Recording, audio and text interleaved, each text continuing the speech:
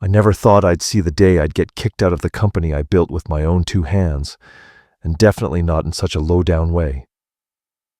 That morning, like so many others, I was up before the sunrise snuck through the workshop window. I made myself a black, strong coffee, breathing in deep the smell of fresh-cut pine and motor oil, the familiar scent of a lifetime of work. I walked into Morgan's Woodcraft, the place that had been my pride for 40 years, only to find my key didn't work on the main office door anymore. The security guard, a young guy I'd helped get the job, wouldn't meet my eye. "Mr. Morgan, they changed the lock last night. Orders from your son, Mr. Andrew." I just stood there, frozen, the old brass keyring still in my hand. The morning air felt thick. Down the hall, a new, shiny plaque reflected the light. Chief Executive Officer, Andrew Morgan, his name in my spot. I tried the key again, slow, useless. The sound of the metal, hard and cold, felt like a declaration that I'd just been ripped out of my own life.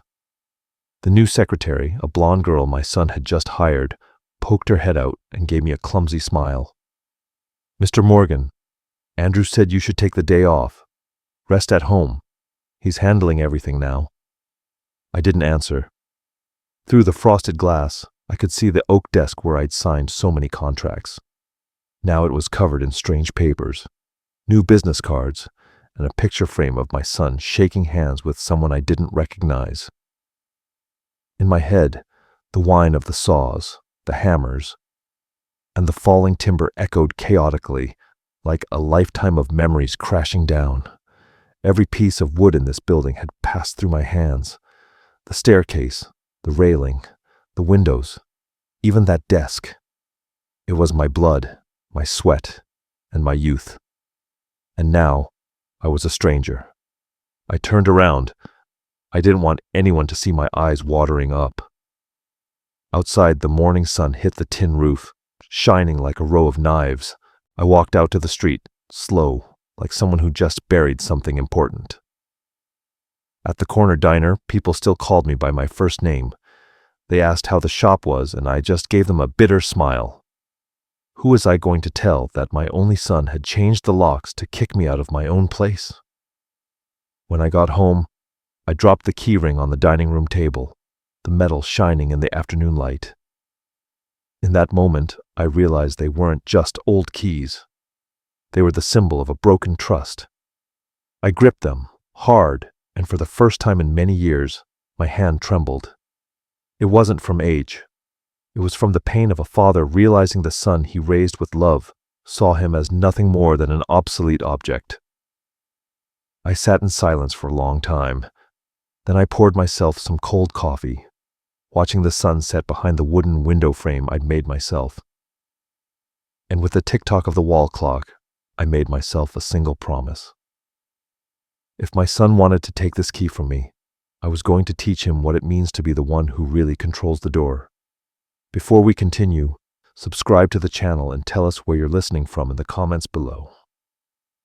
My name is Frank Morgan. I'm 68 years old, from North Carolina.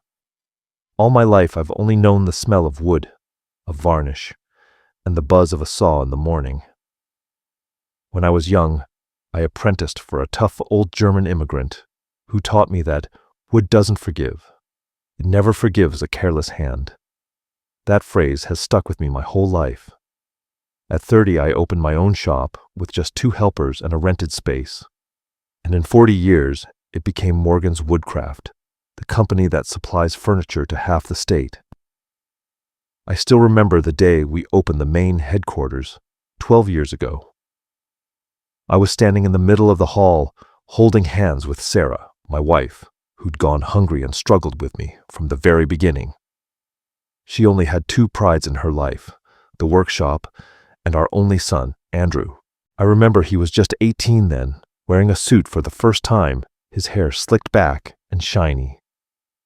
He got on stage and said, "Someday, I'm going to run this company." I laughed, thinking it was just the dream of an enthusiastic kid. Who knew that phrase would become a bitter prophecy? After Sarah passed away from heart disease, I poured all the love I had left into Andrew. I sent him to college up north, Wharton, in Philly, to study business administration. I wanted him to have the mind of a modern man, but keep the heart of a craftsman. Every time we talked on the phone, I'd say, "Son, don't forget that work isn't just about profit. It's about your word. The table we make has to stand the test of time, just like the honor of the man who built it." He'd laugh. "Yeah, Dad, but nobody talks about honor these days." When he came back, I slowly started handing over the management. At first, I'd go with him to meetings, see clients, guide him on every contract.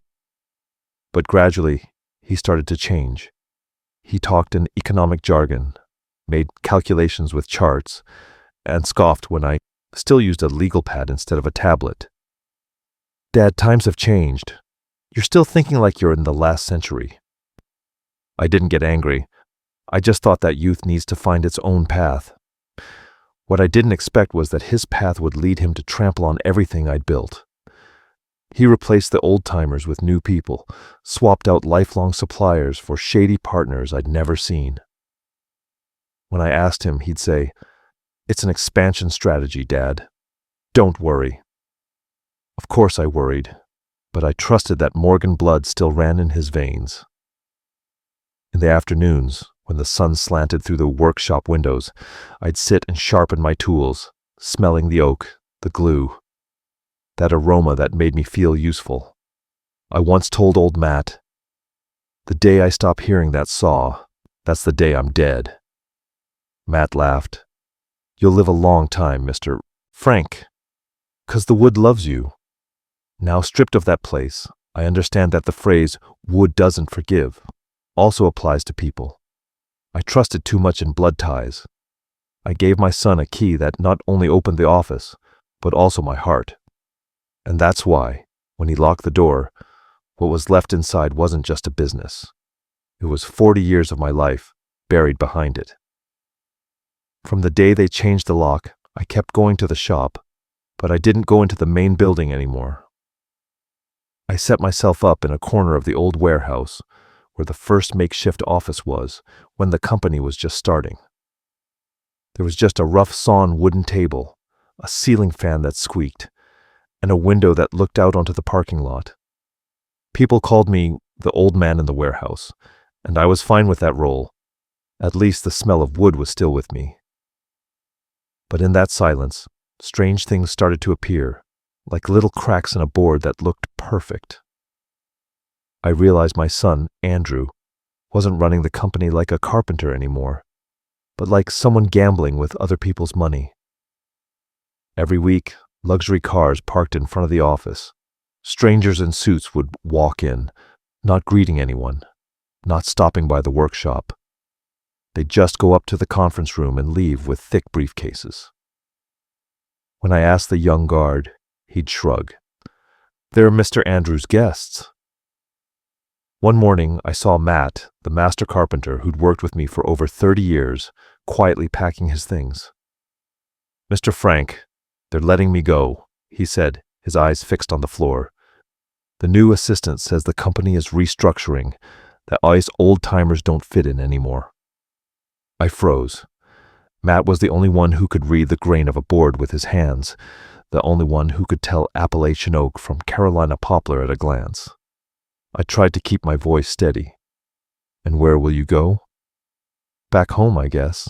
My time's past." The next day, Matt's station was taken by 3 new young guys, with slicked back hair, spotless white shirts, and not a single callus on their hands. They laughed loudly and spoke in words I didn't understand. Marketing, exports, private equity. I started to get suspicious when I saw Laura, the young secretary Andrew hired, crossing the workshop with a closed folder. Peeking out was the logo of an overseas company that I knew had been our client for 15 years. I asked her, "What papers are those?" She smiled, her voice polite but cold.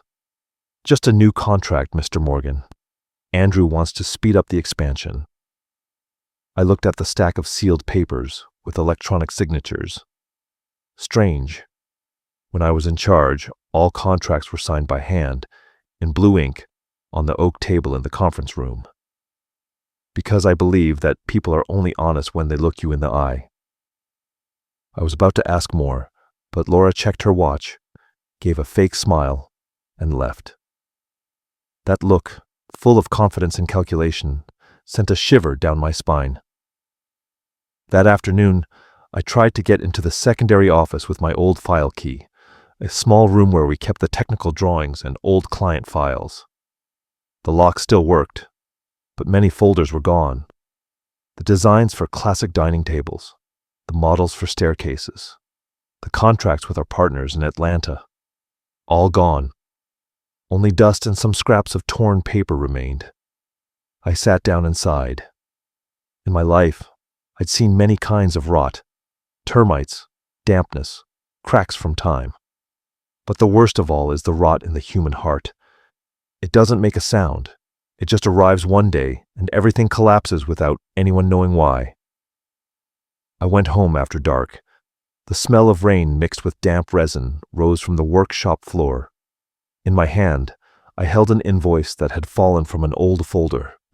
Supplier, Global Timber Group. Representative, A. Morgan. That name. My own son was listed as the representative. I crumpled the paper, feeling a flame I'd never known light up in my chest. Maybe it was time to see with my own eyes what my son was turning Morgan's woodcraft into. The next morning, I decided to go to Andrew's house, the 2-story mansion in the Willow Creek neighborhood. Built by my own company 10 years ago, looked different now. Repainted walls, gleaming windows, and a driveway full of new cars. I rang the bell, but no one answered. It wasn't until the third ring that Laura came out, wearing a light robe and holding a glass of orange juice. She raised an eyebrow when she saw me. "Mr. Morgan, Mr. Andrew is still sleeping." I held back my anger and answered curtly, "Wake him up. I'm not here for coffee." 5 minutes later, Andrew appeared. His hair was wet, his shirt half-buttoned, and he had a glass of wine in his hand. His first look took my breath away. Not because he was surprised, but because in his eyes I saw no trace of the boy who used to run through the workshop yelling, "Dad, look how straight I cut this." "You're up early, Dad. What's wrong?" "What's wrong? What's wrong is I have to come all the way out here to ask why you changed the lock on my office." Andrew shrugged indifferently and leaned back on the sofa, as if he were talking to a client and not his father. "Dad, I don't want to hurt you, but the company needs to be refreshed. The entire accounting, admin, and HR department is being modernized. You know, your time has passed." I stayed quiet for a moment. In my mind, his mother Sarah's words echoed. "Andrew has a sensitive heart. Don't ever let him learn to despise." Maybe I'd failed at that. "So you think I'm a burden?" "It's not that, Dad. But you should rest. I want you to enjoy your old age." "My old age?" I repeated with a bitter laugh. "I've never needed to rest. I just want to know why you hid the Global Timber Group contract from me." The glass in Andrew's hand stopped. It was just a second, but enough to see the panic on his face. "Who told you?" His voice turned deeper. "The papers don't lie. I saw the invoice with your signature." He slammed the glass on the table. Wine splashed, staining the glass red. "You don't understand. This is the chance to take the company international. If you keep clinging to your outdated methods, we'll always be just a small-time wood shop." "Small-time? That small-time shop paid for your college, paid for your mother's treatment. I built it with my own hands, not with loans and empty promises." "You're always living in the past," Andrew yelled, his eyes burning with anger. "I'm trying to build a future, but you're always in the way." I looked at him, stared at him for a long time. I didn't see my boy anymore. Just a young man drunk on power and afraid of losing his position. If the future you're building is based on lies, sooner or later it will collapse. He let out a mocking, dismissive laugh. "Don't worry, Dad. I know what I'm doing. The key to the company is in my hands now." I stood up and looked him straight in the eye. Keys can be changed, Andrew. But don't forget, I'm still the one who has the blueprints for the house. That phrase left him speechless for a second. I turned and walked out of that shiny mansion, my heart feeling as heavy as waterlogged wood. On the way home, I understood something. My son hadn't just stolen my office. He was stealing the Morgan name. And if I stayed quiet, that 40-year legacy would disappear like sawdust in the wind. That morning, the sky over town was gray as ash. I was sitting in a small cafe on the corner of Main Street, an espresso long, since cold in front of me. The smell of coffee mixed with the rain and car exhaust, tying a knot in my throat. In front of me, I had the invoice with the name Global Timber Group, the only proof I had at the moment, and I didn't know where to start. I pulled out my old flip phone and looked up the number for Ed Vance, the friend who had saved me from bankruptcy 20 years ago and the only lawyer I trusted. When my wife died, he was the one who read the will to the family, his voice hoarse and steady, as if every word carried the weight of memories. We hadn't seen each other in years, but as soon as he heard my voice, Ed knew. "Frank, how long has it been?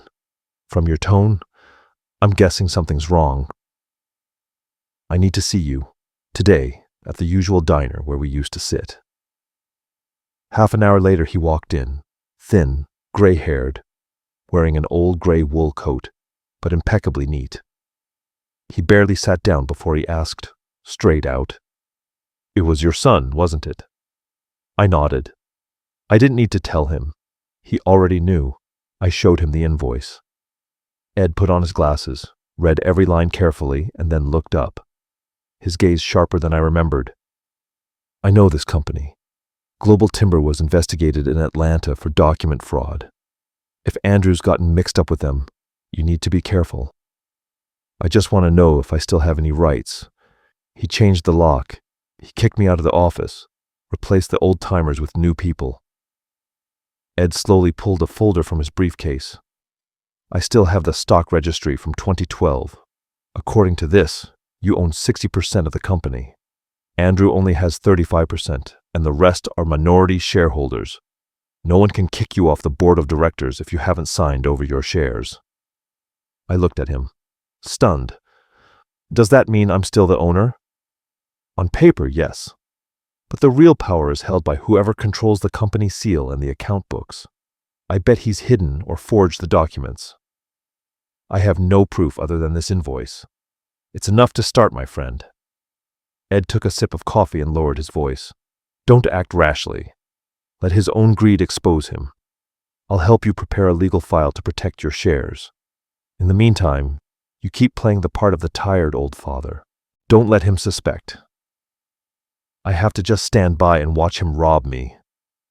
"No, you're going to watch him put the rope around his own neck." That phrase shook me.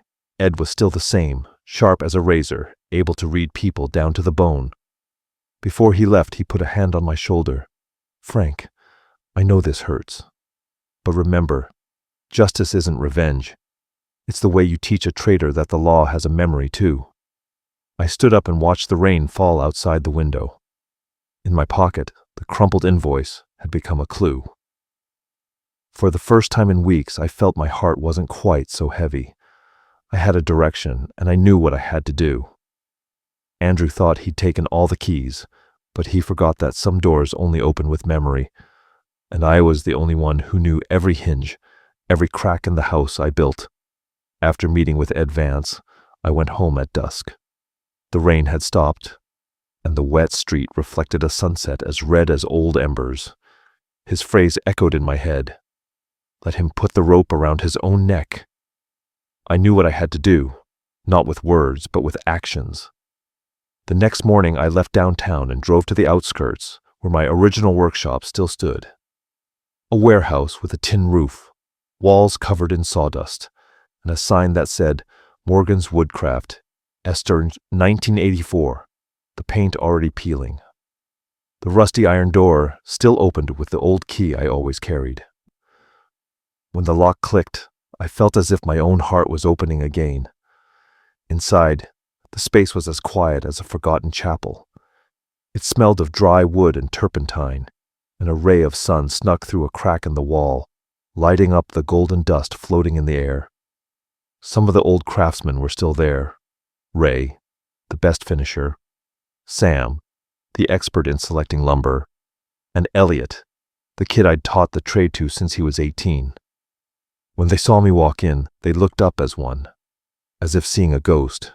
"Mr. Frank, is that really you?" Ray asked, brush still in hand. "It's me. I've come home." They looked at each other and a smile spread across their faces, part surprise, part relief. Sam came over and said quietly, "We know what happened. Everybody knows. Your son, he's changed. But if you need us, we're here." I clasped their hands, rough and calloused, but as genuine as solid wood. "Then let's start over. No luxuries, just like the old days. Good wood, clean hands, and honor." We cleaned the workshop, wiped away the dust, tuned the saws, cleaned every shelf. I pulled out my old notebook, the leather cover worn smooth, and opened it to the first page. Sarah's handwriting was still clear. "Dignified work never gets old." I smiled and added underneath, "March 2024, starting again, not for money but for the truth." As evening fell, Elliot brought in an old coffee pot, and the four of us sat around an oak table, one I had made by hand in my youth. I told them my plan. "We'll only take small orders. Tables, chairs, staircases, all handcrafted without their technology. We won't compete with speed. We'll compete with conscience." Ray smiled slightly. "You still talk the same, Mr. Frank. But will that be enough to live on?" "I don't know, but it's enough to live peacefully." That night I stayed alone in the workshop. The weak yellow light lit up the table, and the sawdust floated like mist. I took out a sketch pad and redesigned the Morgan's Woodcraft logo, adding a small phrase underneath. "Made with truth." Then I opened an old ledger and wrote down the first expenses. Varnish, glue, electricity, the craftsman's wages. Every number was a first step on a new path. In my mind, I wasn't just thinking about wood, but about evidence, about how to record everything. Invoices, dates, the old contracts Andrew had thrown out. I wasn't going to bang on the company's door anymore. I was going to rebuild, starting with the very hands he had despised. And when the time came, I would make him understand that an old craftsman can also do what a modern CEO would never expect. Reclaim his honor with the same scraps of wood they thought were rotten. One afternoon in the March, while I was measuring a board for our small workshop's first order, Ray ran in with a newspaper in his hand. His voice was urgent. "Mr. Frank, look at this. They published it." I wiped my hands and looked at the local paper. The business section had an article, "Morgan's Woodcraft signs historic contract with Global Timber Group." Right below the headline, a photo of Andrew, smiling, shaking hands with a foreign representative. And in small print, a new horizon for our state's industry. I stared at the photo for a long time. I didn't see pride in his eyes, just a cold arrogance. The last line was clear. "Contract value, $4.8 million. I said quietly, so he dared to sign it. That same afternoon, I went to see Ed Vance. He met me in his small office, filled with files and smelling of old paper. I put the newspaper in front of him. They signed it. And if I'm not mistaken, it's a fraudulent contract. Vance put on his glasses and turned the pages. "Do you have a copy of the original contract?" "No. They won't let me in the office anymore. But I know my signature was used incorrectly. That means it could have been forged." Vance sighed and drummed his fingers on the desk. "We need proof, not assumptions. I'll try to contact the Secretary of State's office, see if there have been any recent changes to the company's structure. If Andrew has moved capital or changed the bylaws, I'll know." That night I stayed in the workshop, under the light of a tired lamp. In the distance, the sound of a saw was like the constant heartbeat of my past life. I opened my notebook and wrote, "If he dared to use my signature, it's because he thinks I've given up." A trader's biggest mistake is forgetting that I was the one who taught him to write his name. 2 days later, Vance called. His voice on the other end of the line sounded heavy as lead. "Frank, I just found out. Andrew filed a change in shareholders. Your stake was reduced from 60% to 20%. I gripped the receiver. "Impossible. I didn't sign anything." "I know. That's the problem. Someone signed for you." I felt a chill. Vance continued. "I've requested a signature verification. If it turns out to be forged, we can file a criminal complaint. But we need more proof. Is there anyone at the old company who can help?" I remembered Lucy, the accountant they had forced to resign a few months ago. An honest, meticulous woman who used to handle the financial records. I told Vance. "There is someone. I'll find her." That night I walked downtown, near where Lucy used to rent an apartment. The light on the second floor was still on. When I knocked, she opened the door, surprised. "Mr. Morgan? I thought I'd never hear from the company again." "I thought so too, Lucy, but there's something I need to ask you." We sat in her small living room, which smelled like coffee. She pulled out a small hard drive, wrapped in paper. "I saved this the day they fired me. I knew they were altering the numbers, moving money to an account called AM Consulting, but I didn't dare say anything." "AM?" I asked. "Andrew Morgan. And there's someone else, Laura." I fell silent. Lucy handed me the hard drive, her voice trembling. "Do the right thing, Mr. Morgan.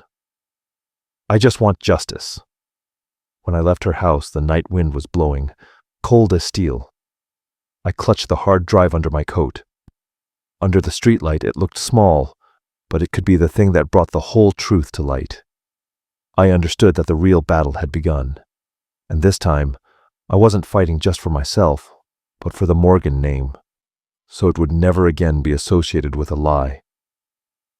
That night I couldn't sleep. The rain hit the tin roof of the workshop rhythmically, and the wind whistling through the cracks sounded like a whisper from the past. I sat at my desk and placed the hard drive Lucy had given me on the table. The yellow light reflected off the cold metal casing. It looked small, but it weighed more than a judgment. I lit a cigarette, even though I'd quit years ago. The smoke swirled in the air, mixing with the old smell of oak resin. Something made me remember a distant night when Andrew was a 10-year-old boy with tousled hair and wood-stained hands, crying hidden behind a door. He had burned a valuable board I was curing, a piece of lumber from up north that had taken me 3 months to afford. I still remember his terrified look when I walked in. But instead of scolding him, I sat down next to him and put a hand on his shoulder. "Do you know where you went wrong?" He nodded, tears streaming down his face. "It's okay, son. Burnt wood can be replaced, as long as you don't let your heart get burnt too." That day, I believed that love would make a person grow up on the right path. But maybe I was wrong. When someone gets used to being forgiven, they start to think all mistakes can be paid for with affection. I looked at the hard drive again, my heart heavy as waterlogged wood. If what it contained was true, Andrew hadn't just betrayed me. He had betrayed the soul of Morgan's Woodcraft, a company founded on the honor of honest craftsmen. The next morning, I took the hard drive to Ed Vance. His office always smelled of old paper and ink. He plugged the device into his laptop, squinting behind his thick glasses. Dozens of files popped up. Contracts, transfer sheets, and finally, emails between Andrew and Laura. Vance read slowly, his voice grave. "Transfer the funds to the secondary account before the end of the quarter." I closed my eyes. I didn't need any more proof. He's robbed his own company. "Not just that," Ed said. "He also forged documents to reduce your shares. But you know, this is precisely his weak point. Everything he did left a digital trail." He took off his glasses and looked at me, his voice hoarse. "Frank, what are you going to do now?" "I want justice, not money." "I know. But remember that justice sometimes comes late, while resentment is always on time. Don't let it consume you." I nodded and stood up. Outside, the sun was beginning to peek through, and its light, cutting through the dusty glass, lit up my face. "Ed, I don't hate my son. I hate the person he has chosen to become." I left the office and walked along the river. The water flowed slowly, reflecting pieces of blue sky. I wondered if the river also carried away the memories people want to forget. When I got to the workshop, Ray and Elliot were packing a new order. I gave them a hand, trying to act normal. But inside, I knew the time for silence was about to end. I opened my notebook and wrote a short line. March 27th, 2024. Trust has a price, and today, I've paid enough. I closed the notebook. In that moment, I saw something clearly. From now on, this was no longer a fight between father and son. It was a fight between one who keeps a promise and one who betrays his own blood. The next morning, I got up earlier than usual. The sky was overcast with the smell of rain mixed with the aroma of the bitter orange trees on the street. In the small workshop kitchen, I made a black coffee and watched the steam rise from the cup, my mind as tangled as fresh-cut wood shavings. On the table was the flash drive Lucy had given me, now in a sealed envelope. I knew today would be a long day. When I arrived at Ed Vance's office, he was waiting for me with a stranger, a short man in a blue suit with a pin on his lapel. "This is Angel Rueda, a forensic accountant, someone I trust," Vance introduced us. "He'll help us validate the data." Angel shook my hand, which was cold and firm. "Mr. Morgan, we've already taken a look at the hard drive. There are some very serious things here." He opened his laptop and the screen filled with spreadsheets and emails. "Look at this line," Angel pointed. "A transfer of $240,000 from the company's account to AM Consulting. 3 days later, that same amount is transferred to an account in the Cayman Islands in the name of Laura Gonzalez." I gripped the edge of the table. It means my company's money is going offshore through my son's mistress." I felt a knot in my throat, partly from indignation, partly from sorrow. In every one of those numbers was the sweat of so many craftsmen, people who still believed they were working for a name to be proud of. Vance continued, his voice as even and cold as steel.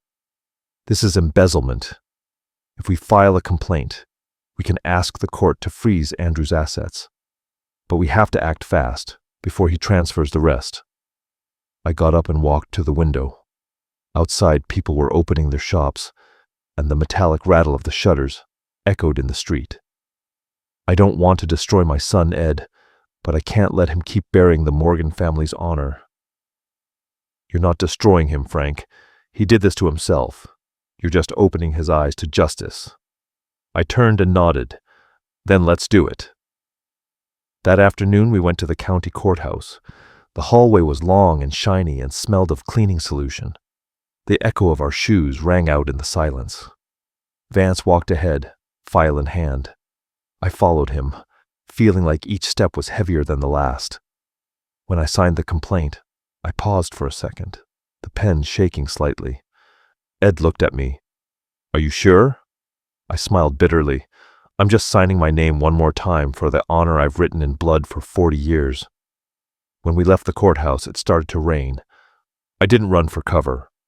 The cold water soaked my clothes, but strangely I felt light, maybe because, for the first time in months, I no longer felt powerless. That night back at the workshop, I told Ray and Elliot everything. Both listened in silence. Ray said, "You did the right thing, Mr. Frank. Sometimes a father has to let his son fall so he can learn how hard the ground is." I just nodded, saying nothing more.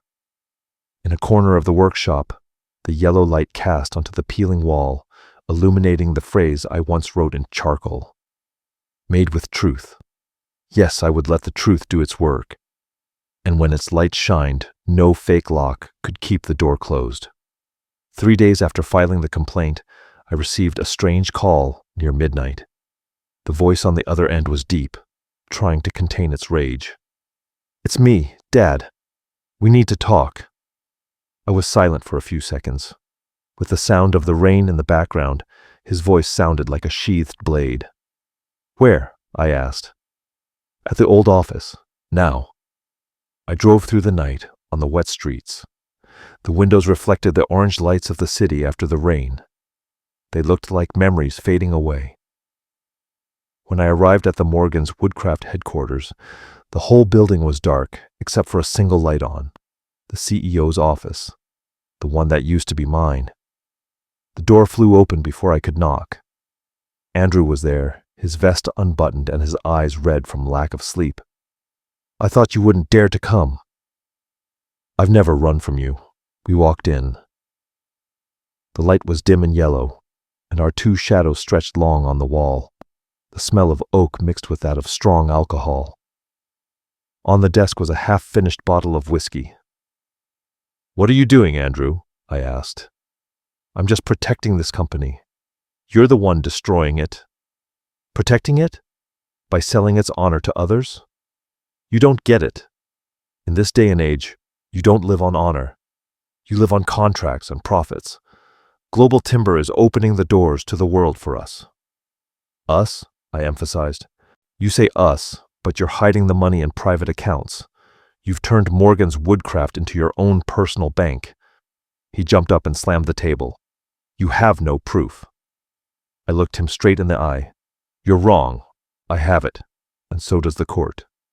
His face went pale. In a matter of seconds, his arrogant confidence vanished, giving way to panic. Who told you? Was it Lucy? Or that old fossil Vance?" "You don't need to know. What you should know is that the truth always has a memory." He laughed bitterly, trying to feign calm. "You wouldn't dare take me to court. You're the one who taught me that family comes first." Slowly, I placed something on the table.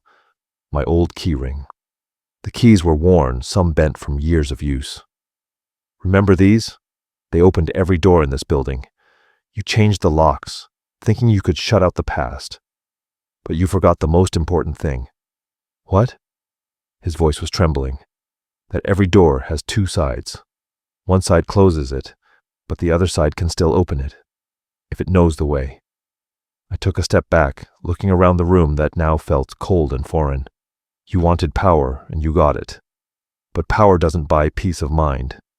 Tomorrow, when you sober up, think about what's more worth saving, the money, or the name you're dragging through the mud." Andrew said nothing. He just slumped back into his chair, his gaze lost. I turned my back on him and walked out of the office, leaving the keyring on the desk, the only thing of mine left in that place. As I walked down the dark hallway, I heard the whistle of the wind against the glass, mixing with the patter of the rain outside. In that instant, I knew this conversation wouldn't save anything. But I also knew that the real storm was about to hit. No longer a dispute between father and son, but a downpour of justice that no one could escape. And this time, I would be the one to open the door for it. The next morning, before the sun was up, I was already at Ed Vance's office. The smell of burnt coffee and fresh printed paper filled the small room. Vance, glasses on, was typing nonstop. "I just got the notification," he said. "The court has accepted the complaint and authorized an emergency investigation. The state's financial crimes unit is going to freeze the accounts related to AM Consulting and Global Timber Group." I sat down and took a deep breath. I felt a mix of relief and an indescribable pain. On one hand, I was glad justice was near. On the other, it hurt that my own son was going to be investigated. Vance looked at me over his glasses and softened his voice. "Frank, I understand you're torn up, but sometimes to save a tree, you have to cut off the rotten branch." I nodded slightly, my gaze fixed on a wooden map hanging on the wall, made of old planks forming the outline of the United States. That phrase reminded me of the days I taught Andrew the trade. You don't varnish bad wood, son. You have to replace it with new, or else the whole piece of furniture will fall apart. That afternoon, the news spread faster than I imagined. The local papers published it in unison. Morgan's Woodcraft investigated for financial fraud. In the photo, Andrew's face appeared grim, and I, though not named, was mentioned as the historic founder. The phone wouldn't stop ringing. Neighbors, old friends, the craftsmen from the workshop. Everyone asked, "Are you okay, Mr. Frank?" I just answered, "I'm fine." But inside I knew this was only the beginning. In the evening I went to the workshop. Ray and Elliot were packing an order. When I walked in, they stopped working, and after a few seconds of silence, they both said, "We're with you, Mr. Frank. Whatever happens." I smiled, my eyes glassy. They didn't know their loyalty was the reason I was still standing. I sat in an old chair, took out my notebook, and wrote a few lines in a shaky hand. Justice is not the gavel of a court, but the steady sound of a craftsman's saw who keeps working even after being betrayed. At night, Vance called again. "I have news. The police found $2 million in Laura Gonzalez's account. They've also seized her computer. With luck, we'll have direct proof that Andrew was directing everything." I closed my eyes. "Ed, if this all comes out, I want to stay out of it. You don't need to appear. I'll be the legal representative. But when your testimony is required, you'll have to be present." I understood. That night, I sat alone in the workshop, with only the sound of the rain on the tin roof. On the table, my old keyring was still there, covered in dust. I took it in my hands, feeling the cold metal. "Son," I whispered, "you said I didn't understand these times. But some things never go out of style. The truth and clean hands." I put the keyring in a drawer, next to my notebook and the envelope from the court. Outside, the wind blew harder, bringing the smell of dampness from the approaching storm. I knew. After this rain, not just a company, but an entire family, would be changed forever. And when the last thunderclap faded, the light would return to the place from which it was once stolen. The news broke faster than any storm that had ever passed through our town. That morning, as soon as I opened the workshop door, Ray ran in with a copy of the Charlotte Observer. "Mr. Frank, you have to see this." On the front page there was a photo of Andrew, his face pale, leaving the courthouse surrounded by reporters. The headline, in bold, "Morgan's Woodcraft CEO investigated for fraud and embezzlement." I read it slowly. Every word was like a knife in the gut. It wasn't an internal matter anymore. Now the whole city knew. The comments on the online article speculated. Son betrays father. A respected company sinks because of greed. I folded the paper. Ray said quietly, "They've started investigating his personal assets, Mr. Frank. They say Laura confessed everything." I just nodded. No joy, no sadness. I just felt like I was listening to the crackle of wood splitting from a badly placed nail. In the afternoon, Ed Vance called. "Fresh news, Frank. The court has blocked all of Andrew's accounts. Global Timber has also canceled the contract. Laura is cooperating with the police. She handed over all the emails they exchanged. She betrayed him. No, she just saved herself. And that's something my son never learned." I hung up and looked out the workshop door. It was raining lightly, and the wind, passing through the stacked boards, created a melancholy sound. In the midst of that rain, I remembered Andrew's face on his college graduation day, his eyes bright and full of promise. Who could have imagined that boy would end up like this? I didn't eat dinner that night. I was sitting in silence in my room when I heard a car pull up outside. Andrew walked in, his shirt wrinkled and his hair disheveled, with no trace of his usual confidence. "Dad," he said, his voice hoarse, "we have to talk." I stood up, looking at my son with a mixture of pity and anger. "You're too late, Andrew. Things are out of my hands now. You can withdraw the complaint. I know you still have influence. They just need one word from you, and I cut him off. Justice isn't a chair you can just move from one side of the room to the other, son. He clenched his fists, his eyes full of tears but trying to keep his composure. I just wanted you to recognize me. My whole life, you never told me I was good, that I deserved it. You only knew how to talk about honor, right? People don't live on that stuff anymore. And so you chose to live on lies? I did everything for this company. No, you did it for yourself, and that's what made you lose. He broke down crying, collapsing into a chair, his voice choked. I didn't think Laura would sell me out. She said it was all just a temporary transfer. I didn't think it was illegal. I looked at my son, my heart as heavy as a stone. The mistake wasn't that they betrayed you. It's that you never knew who was on your side. Andrew fell silent. In the small room, only the patter of the rain could be heard. I offered him a tissue and said in a heavy voice, "You're still my son, but I can't save you from the consequences of your own actions." He looked up, his eyes wet. "Am I going to lose everything?" "No. You're going to lose the things you didn't deserve to have. And if you're lucky, you'll keep the most important thing, a chance to start over." When he left, I stared out the window. His silhouette disappeared into the curtain of rain. I didn't know if he would stand tall or collapse. I only knew that sometimes a father must let his son sink to teach him how to swim. Outside, lightning lit up the sky. I sighed and said to myself, "The door of justice has been opened, Andrew, and no one can close it again." On the day of the trial, the sky over the city dawned strangely bright. After weeks of gray rain, today the sun streamed through the courtroom windows, reflecting on the rows of polished wooden benches.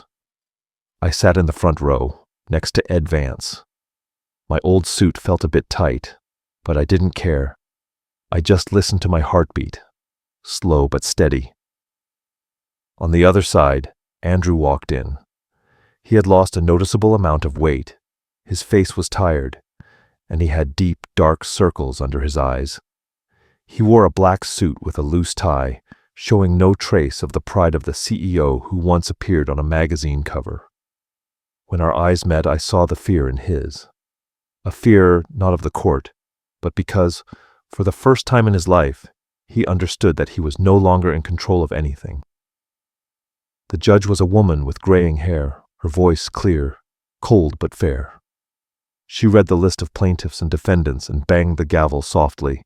"This court is now in session for the case of Morgan's Woodcraft versus Andrew Morgan for fraud and falsification of commercial documents." Vance stood up and adjusted his glasses. His voice echoed in the room, calm, as if reading from an old memoir. "Your Honor, my client, Mr. Frank Morgan, is not here for revenge, but to protect the honor of a 40-year legacy. The evidence we are presenting includes the modified original contract, the emails exchanged between the accused and Laura Gonzalez, and the illicit financial transactions from the company's account." When he projected the images on the screen, I heard murmurs in the room. The figures, the emails, and especially a segment of the recording that Laura gave to the police. Andrew knew everything. He ordered the transfers. My son's lawyer tried to counter, arguing it was a misunderstanding, that all the funds had a commercial purpose. But Vance was too experienced. He presented a copy of the original contract, the paper with my authentic signature, and next to it, the fake version with the scanned signature. "Your Honor, I ask you to observe the stroke of the letter M. In the fake version, the loop is closed, whereas in the real signature, there is always a small gap. It's a writing habit Mr. Morgan has maintained for 40 years. The judge examined it closely and nodded. The gavel struck with a sharp crack. The courtroom fell into absolute silence. Vance continued, his voice steady and weighted. "This father was pushed out of his company by his own son with a new lock. But in the end, it was the truth that has opened the door again." I raised my head and looked at Andrew. His face was buried in his hands. When Vance finished his statement, The court declared a recess. I went out into the hallway and sat on a long bench. A soft breeze came through a crack, carrying the smell of the city street. A reporter approached and asked me quietly, "Mr. Morgan, do you have anything to say to the public?" I looked at the bright sky and answered softly, "There's no victory to be proud of when your own blood is on the other side. I just hope that justice is respected and that the Morgan name is once again associated with the truth." That afternoon, the judge delivered the verdict. The court finds the defendant guilty of falsification of documents and embezzlement of funds. The original ownership of Morgan's woodcraft is hereby restored to Mr. Frank Morgan. The accused is barred from holding any executive position for 10 years. The final bang of the gavel echoed, definitive. I didn't rejoice. I just felt a lightness, as if a great weight had been lifted from me. Leaving the courthouse, Andrew approached me. He didn't say anything. He just placed the key to the office in my hand, the new one, cold and shiny. I looked at him and said quietly, "This door doesn't matter anymore. What you need to find isn't a key, but a hand that knows how to open with conscience." He lowered his head, his eyes red. I walked away, slowly, under the late afternoon light. The sound of wood resonated in my head like a familiar heartbeat. That day, I didn't win against anyone. I simply got back the only thing I had never lost: the truth. After the trial, the city seemed to return to its usual rhythm. Only I felt that time was passing more slowly. News about the case appeared for a few more days, and then it faded, as if the public only wanted to devour a sensational story before finding a new topic. But for me, nothing was over. The first morning after the verdict, I got up early as usual. I made myself a coffee and opened the window to look out at the small neighborhood where I lived. The soft spring light covered the rooftops, and I could hear the chirping of sparrows. I took a deep breath, feeling my chest a little lighter. There were no more newspapers, no police, no lawyers. Just me, an old craftsman, and the familiar breath of wood. Morgan's woodcraft was returned to me, but I still hadn't set foot in that building. I didn't want to see the chair where my son had sat, or hear the hum of the air conditioning, or the footsteps of employees in the lobby. I needed quiet. I spent my time in the old workshop, where it all began, where it still smelled of turpentine. The saw buzzed, and the wind slipped between the boards. Ray came to visit me, bringing bread and sweet wine. "Mr. Frank, aren't you going to run the company again?" I smiled and poured the wine into a chipped glass. I've fought enough. Now it's the turn of the young folks who know how to hold on to the truth to continue. Ray nodded, without asking more. He understood me. In the afternoon, I sat alone, watching the last rays of sun come through the window. I remembered the old nights when Sarah was still alive. She used to put a hand on my shoulder and say, "When a door closes, don't get angry right away. Sometimes God just wants you to listen better to the beats of your own heart." Now I fully understood her words. The phone rang. It was Ed Vance. "Frank, I just got news. The court has authorized the finalization of the paperwork to restore your shares. The entire property, including the main workshop, will be back in your name this week." I was silent for a few seconds and then asked quietly, "And Andrew?" "He's not going to prison, but he's barred from running companies for 10 years. He's currently at Laura's mother's house. I heard he's devastated." I closed my eyes. The feeling of victory vanished. Only an emptiness remained. "Ed, thank you, but tell them I don't want to pursue any more legal actions." "I figured you'd say that. But anyway, you should be proud. Not many people keep their integrity after a betrayal like that." I smiled slightly. "I'm not proud. I just know how to keep the promise I made to myself, to not let the Morgan name be stained." After hanging up, I took the old keyring from a drawer, the rusty keys, some bent, others still shiny. I placed them on the table, running my fingers over each one. Each one opened a part of my life. The first office, the second workshop, the old house where I lived with Sarah. I picked one up. I looked at it for a long time and smiled. Outside, the sunset fell over the river. The light spread over the water like a brush stroke of golden paint.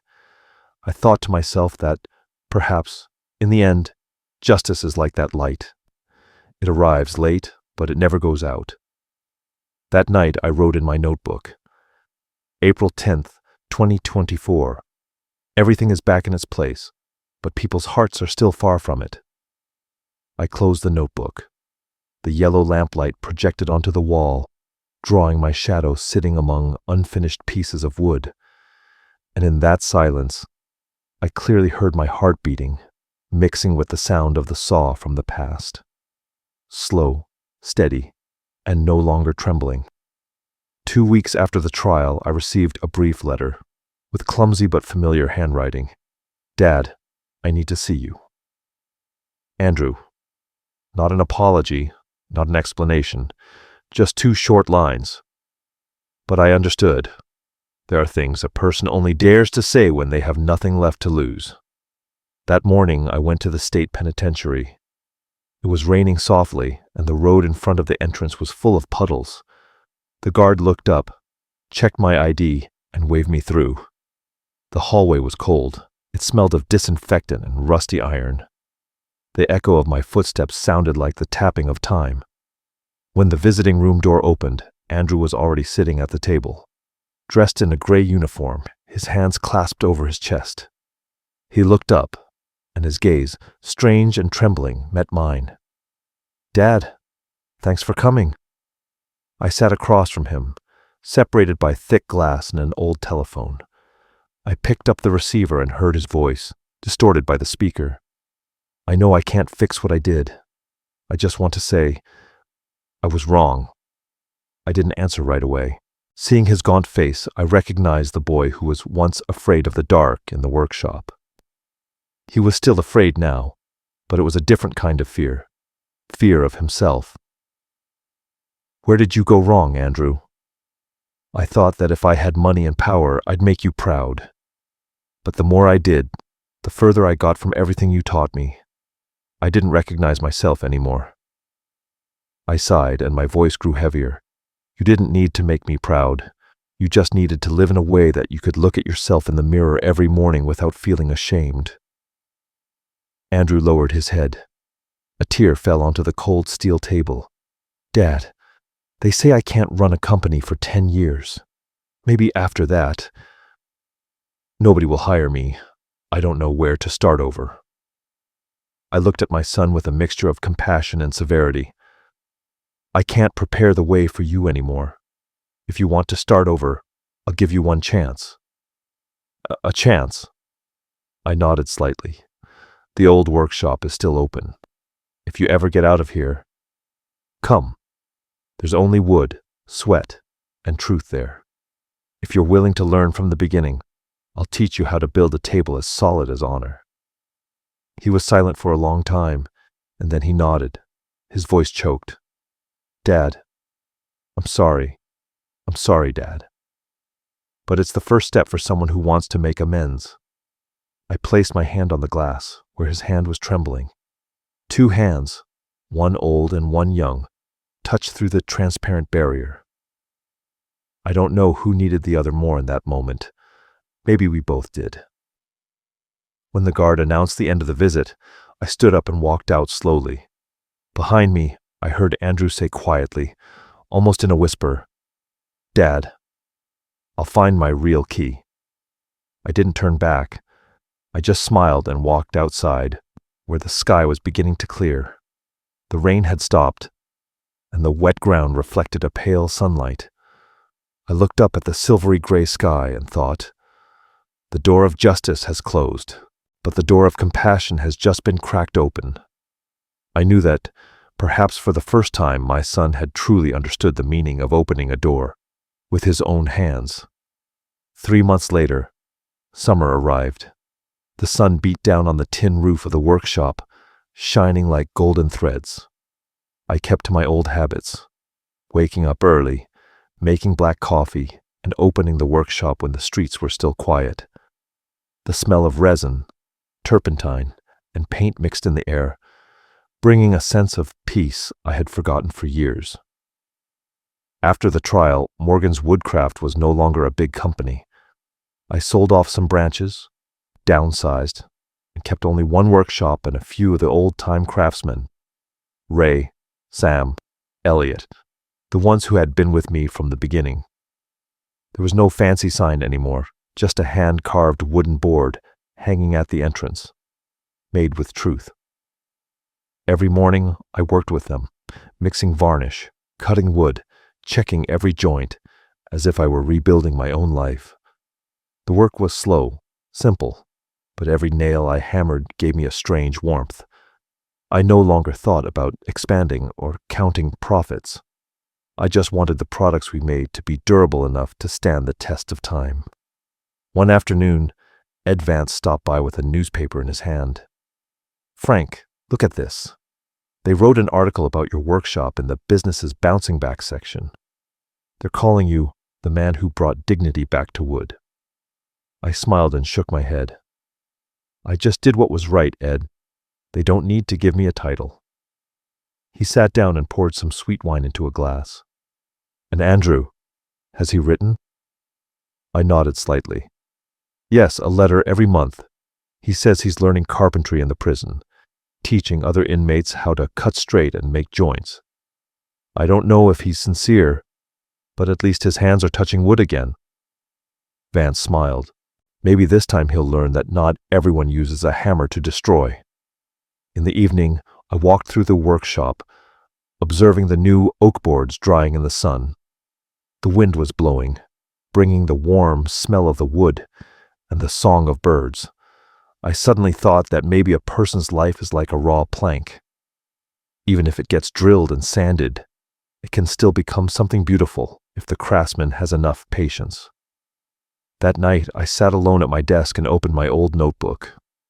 On the first page, Sarah's handwriting was still there. "Dignified work never gets old," I added underneath. "When a person's heart is true, nothing is destroyed forever." Outside, the sunset fell over the river, and the light spread across the wall like the final brushstroke that completes an unfinished work. I smiled slightly and said to myself, "Maybe this is what we always dreamed of, Sarah. A small workshop, a few loyal craftsmen, and the sound of wood that resonates like a prayer every morning." And with the soft breath of the wind, I heard a distant echo from the past, the sound of a hammer, a saw, and the heart of an old father, still beating to the rhythm of perseverance and the simplest justice in the world, doing what's right. In October, the wind began to turn cold. The mornings in the city were covered in a fine mist, and I kept waking up early to open the workshop and light a small coal stove to make coffee. On my desk, amid a clutter of papers, was a light brown envelope with the seal of the state penitentiary. I already knew that handwriting, slanted, rushed, as if the writer was afraid of losing their nerve if they slowed down. "Dad, today I finished my first table. The oak is heavy, hard, and stubborn, like me. While I was sanding the surface, I remembered your words. Don't try to beat the wood. Listen to it." At first, I kept making mistakes. The wood cracked, the boards warped. But after several tries, I started to understand. When I stopped to listen, the sound of the wood was very different, soft and sincere. I taught some of my cellmates how to make joints, how to use the glue. They say, "Wood doesn't lie." I laughed and told them that phrase was yours. Dad, I still remember the first day I got here. I thought everything was over, but now I feel like it's just the beginning. When I get out, if you still have a place in the workshop, I'd like to work. Not as a CEO, just as a carpenter. I won't ask for forgiveness, because there are mistakes that can only be redeemed with actions. Your son, Andrew. I folded the letter and left it next to the old key ring. A drop of coffee fell on the edge of the paper and spread. I looked at the phrase, "Wood doesn't lie," and felt a mixture of warmth and pain. At noon, I took the letter to the workshop. Ray read it and smiled slightly. Maybe this time he understands what you were always saying. I nodded. Maybe. Everyone needs a moment of silence to hear their own voice. My son found that silence in the wood. In the evening, the sunlight came through the window, lighting up the desk where I was repairing an old cabinet frame. I put the letter in a drawer next to the old designs Andrew made when he was in college. Inexpert strokes, but full of hope. Suddenly, I remembered something Sarah used to say. A person only truly matures when they learn to touch their pain without breaking. I smiled. Maybe my son has finally learned. That night I wrote him back, just a few lines. Andrew, I still have a place for you. Not out of pity, but because I believe anyone can start over, as long as they don't lie to themselves. When you've served your time, come. I'll be waiting, next to that first oak table of yours. I folded the letter and sealed it. Outside, the new moon hung over the river, reflecting a silver light on the boards drying in the yard. The wind whistling through the workshop seemed to softly sing a distant message. Everyone has a key to come home. They just need the courage to hold it in their hand. That year, winter came early. The city was covered in a thin, cold fog that snuck through every crack in the workshop. I sat by the coal stove, a cup of black coffee in my hands, listening to the sound of Ray's and Elliot's saw and hammer coming from the back. Life had returned to that quiet rhythm I longed for. Slow, constant, and real. One morning, the mailman brought a large envelope. In the left corner, the seal of the state penitentiary. I opened it. Inside, there wasn't just a letter from Andrew, but also a photograph. Him, standing in the middle of a group of inmates, smiling, holding up a gleaming oak table. Underneath the photo, a phrase written with care. Donated to the Center's trade school. Made with truth. I read the letter. Dad, I'll be finishing my sentence early soon. For good behavior. They told me I can apply for a position as an assistant in the carpentry workshop outside the center. I don't know if I deserve it, but for the first time in my life, I feel happy about working, not about giving orders. I remember your words. The real key doesn't open doors. It opens hearts. I think I found mine, Dad. I folded the letter and left it on the table. I felt a warmth spreading through my chest. It wasn't pride, but the peace of someone who has weathered the storm. That afternoon, Ed Vance came to visit. He brought an old bottle of wine. I heard the good news about your son, he said, sitting next to me. It seems he's really changing. Maybe. In the end, he's learned what took me a whole lifetime to understand. Honor doesn't reside in courtrooms, but in the hands that know how to fix a mistake. Vance laughed and poured wine into 2 glasses. You know, Frank, not everyone has the patience to forgive, but forgiveness is also a form of victory. I was silent and raised my glass to his. Outside, the evening light gilded the surface of the river, which shimmered like molten metal. When Vance left, I was alone. In a drawer, I still kept the old key ring. Those keys that were once replaced, that rusted, that were useless. I took it out, wiped off the dust, and hung it on a wooden board above my desk. Underneath, I carved a small inscription. For my son, Andrew, who learned to open with his heart. Outside, the night wind blew, bringing the smell of resin and wood smoke.